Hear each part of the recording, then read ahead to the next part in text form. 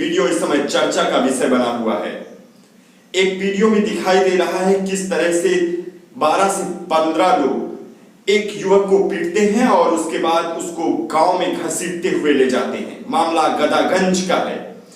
मामला पूरे लोधन मजरे जलालपुर धई गांव से जुड़ा हुआ है। इसमें अंशु सिंह और शिव प्रताप के बीच कहासुनी हो गई थी, जिसके बाद शिव प्रताप को चोटें आई थी।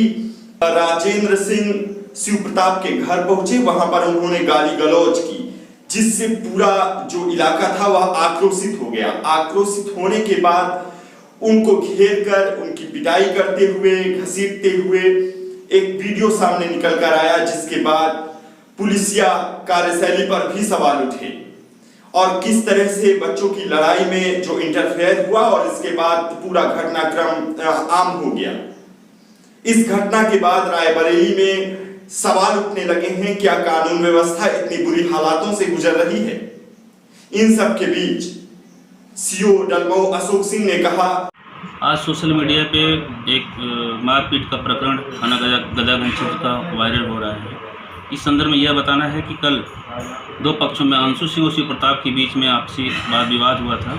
उसको लेकर के शिव प्रताप की तरफ से उनका राजेंद्र सिंह और पप्पू सिंह शिव प्रताप के घर पर जाकर गाली गलौज कर रहे थे, जिसमें शिव प्रताप के घर वालों ने राजेंद्र सिंह के साथ राजेंद्र और पप्पू के साथ मारपीट की है। इस संबंध में यह बताना है कि जो पीड़ित है उसके तहरीर पे 5 लोग खिलाफ FIR पंजीकृत हो गई है और अन्य लोग उसमें हैं और इसमें अनुसार विधिक।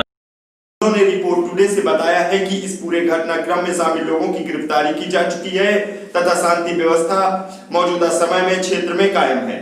तो इस तरह से आप अंदाजा लगा सकते हैं किस तरह से लोग कानून व्यवस्था को अपने हाथों में लेने से गुरेज नहीं कर रहे हैं, जो पूरी तरह से सही नहीं है। इसमें कड़े प्रावधान हैं जिनसे आपको सजा हो सकती है, यह भी समझना चाहिए। लेकिन आवेश में आकर, आक्रोशित होकर अगर आप कानून को अपने हाथ में लेंगे तो उससे दोनों पक्षों को ही जूझना पड़ेगा।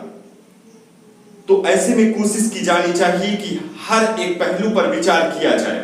आपसी मतभेदों को कानून के हिसाब से और अन्य तरीकों से ही सुलझाया जाए, जिसमें मारपीट और ऐसे अत्याचारी नौबत ना आए। इस पूरे मसले पर बातचीत करते हुए सीओ डलमऊ अशोक कुमार सिंह ने मुझे बताया है कि इस पूरे घटनाक्रम पर उचित कार्रवाई की गई है, जिसमें 11 लोग एक पक्ष के और 2 लोग एक पक्ष के गिरफ्तार किए गए हैं। किसी को भी कानून व्यवस्था को अपने हाथ में लेने की इजाजत नहीं दी जाएगी। उन्होंने यह गिरफ्तारी करा दी थी। ऐसे में समझा जा सकता है कि किस तरह से जनपद के हालात हैं, जिसमें आम लोग ही कानून व्यवस्था को अपने हाथ में लेने से गुरेज नहीं कर रहे हैं। अशोक कुमार सिंह ने मुझे बताया है कि इस पूरे घटनाक्रम पर उचित कार्रवाई की गई है, जिसमें 11 लोग एक पक्ष के और 2 लोग एक पक्ष के गिरफ्तार किए गए हैं। किसी को भी कानून व्यवस्था को अपने हाथ में लेने की इजाजत नहीं दी जाएगी। उन्होंने यह गिरफ्तारी करा दी थी। ऐसे में समझा जा सकता है कि किस तरह से जनपद के हालात हैं, जिसमें आम लोग ही कानून व्यवस्था को अपने हाथ में लेने से गुरेज नहीं कर रहे हैं।